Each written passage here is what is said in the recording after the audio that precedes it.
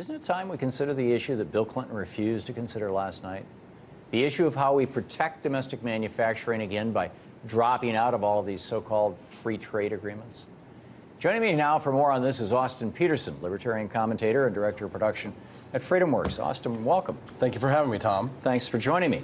Don't we have, actually, even before we get to free trade, the whole idea of creating a middle class. Middle classes are not normal things economically. You look at the history of economics, probably, well, there's a number of good writers on this.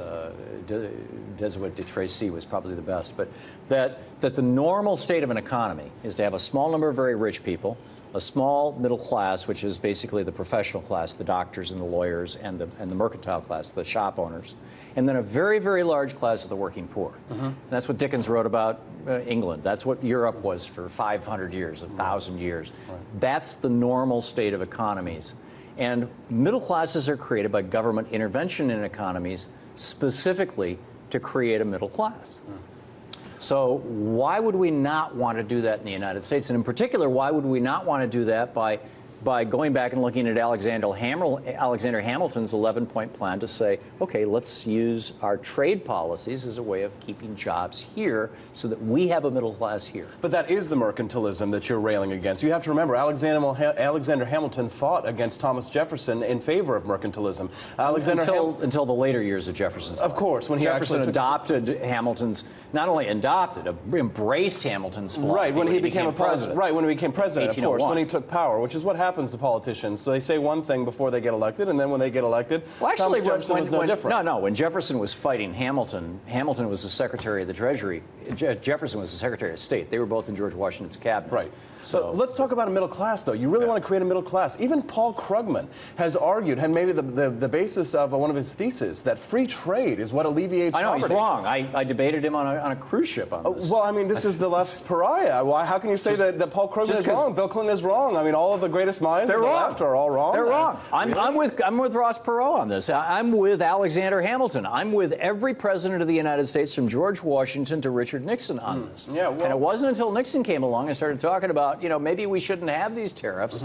Maybe we should reduce these tariffs. Well, what was it that created the Great Depression? It was the Smoot-Hawley tariff. No, actually, if you go back and you look at the amount of trade that the United States was engaged in before and after Smoot-Hawley, it collapsed. Yes, it did. It was a 2.5% That was what brought us into the Great Depression, Tom. It was not. It had nothing to do with it. And what brought us into the Great Depression was the collapse of housing values. There's a huge housing bubble that started in Florida in 1920s. Tom, let's talk about government in real terms. Government is the gun in the room, my friend. And let me ask you something. You're completely missing the point here. Let's just a hypothetical scenario. I'm in San Antonio. I see a burrito across the border in Mexico. Who are you to come into my house and tell me that you're going to take a gun and stop me from walking across that imaginary border and going and buying a burrito? What exactly is the problem with me going across the border and buying a burrito? What does the government have to do with that exactly, Tom? Can you please explain that to me? Well, I think most people believe that one of the purposes of governments is to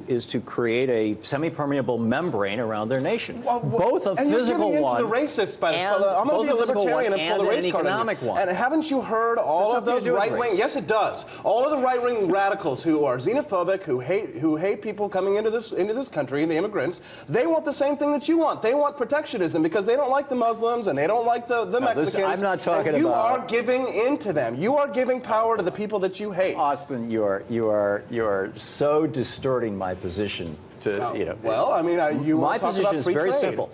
If we want to have a middle class, if we want to have a middle class in the United States, we have to create it by government policy. That is the history of every nation in the world. That is the history of the United government States. Policy. Politicians do not create jobs, Tom. How are you going to create a middle class without government? I'm going to start a business. That's what people do. That's how you create. So you're going to become part of that very small mercantile middle class. But what about the working poor? Well, how do you elevate the working poor? When you talk about mercantilism, where working people can actually. Mercantilism defined is that the government gives a benefit to a corporation and it protects them through tax dollars, giving them an incentive to go out and to take risks on the taxpayer's dime. But a free market. I'm a mercantilist. Well, then you are a statist, Tom, and you are. I certainly am. So then you are pro-oligarch because the oligarchy that we have right now that you've been is instilled by law. No, there's a huge difference between the oligarchs, the billionaires who are trying to who are running actually much of this government, and they own this in a shadow fortune. Right. Yeah, because of the Supreme Court. Absolutely. Yeah, absolutely. And it's wrong. And it shouldn't be. And you're the guy who's defending them, who's saying, no, that's corporate free speech. Private property. I am defending free trade and free markets and liberty. I'm defending the rights of the individual. So you want to just open the borders? Well, I would love to see more. Let a worker who's making $15 an hour on the auto line in Detroit compete with a worker who's making $3 an hour in Vietnam. Absolutely. And to hell with the worker in Detroit. Because the worker in Vietnam is going to make more profit for the corporate oligarch. Because you are favoring that which is seen versus that which is unseen, Tom. No. And remember, what happens is... Because you're pitching here for the corporate oligarchs. Absolutely not. They're the only ones who benefit from international free trade. They benefit from big government, Tom, because when the corporations get in bed with the government, they pass a law if you want to call protect protecting the American workers big government, I will agree with you. So Austin, then you're a nationalist. Thanks for being, yes, I am. Tom. Thanks for being with us. I am a proud nationalist. Okay. Thank you.